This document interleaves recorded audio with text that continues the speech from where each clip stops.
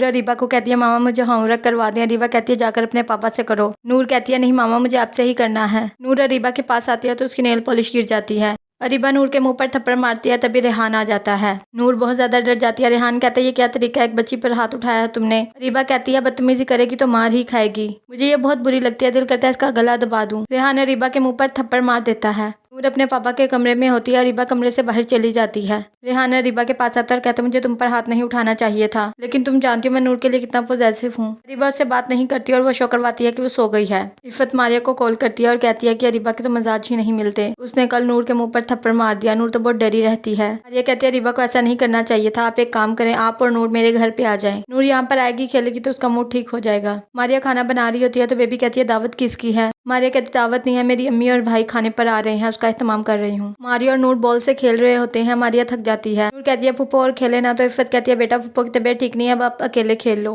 मारिया अपनी अम्मी को कहती है कि आप परेशान ना हो, अरीबा का वक्ती गुस्सा होता है, वो बिल्कुल ठीक हो जाएगी। इफ़त रशीदा को कहती है कि अब आपकी पाँव की तकलीफ कैसी है। रशीदा कहती है सारे टेस्ट वगैरह करवाए हैं, एक्सरे भी हुए हैं, बिल्कुल ठीक हूँ अब तो मैं। रशीदा कहती है मैं तो मारिया को अक्सर कहती हूँ कि अपने घर वालों को बुलाया करो, ऐसे साथ में इकट्ठे बैठे तो अच्छा लगता है। लाजमा आकर बताती है कि फाहद आया है। अजद कहता है यहीं पर बुला लाओ। फाहद उन सबको वहाँ पर देखता है तो बहुत कंफ्यूज हो जाता है। अजद फाहद को कहता है कि खाना खा लो। फाहद कहता है नहीं मैं खाना खाकर आया हूँ। अजद कहता है अगर तुम अनकंफर्टेबल हो तो ठीक है, लाउंज में बैठ जाते हैं। बेबी कहती है ये कोई गैर थोड़ी है, मारिया ने तुम्हें बताया नहीं, ये तो मारिया का कजन है। इफ़त कहती है हाँ ये हमारे रिलेटिव्स हैं। बेबी अजद को आकर भड़का देती है और कहती है जरूर कोई राज है जिसकी वजह से मारिया ने तुम्हें फाहद का नहीं बताया, और पता नहीं क्या क्या छुपाया होगा मारिया ने तुमसे। मारिया बहुत परेशान होती है और कमरे में भी नहीं जाती। रशीदा कहती तुमने बहुत बड़ी गलती की है, तुम्हें अजद को बता देना चाहिए था, परेशान हो रही हो। अभी तो अजद को सिर्फ ये पता चला कि वो तुम्हारा कजन है। मारिया कहती है अल्लाह ना करे कि उसे कुछ और पता चले। मारिया कमरे में आती है तो अजद कहता है तुमने मुझसे ये बात क्यों छुपाई। मारिया कहती है कि हमारा प्रॉपर्टी को लेकर कोई मसला हुआ है, इसलिए हम लोग आते जाते नहीं हैं,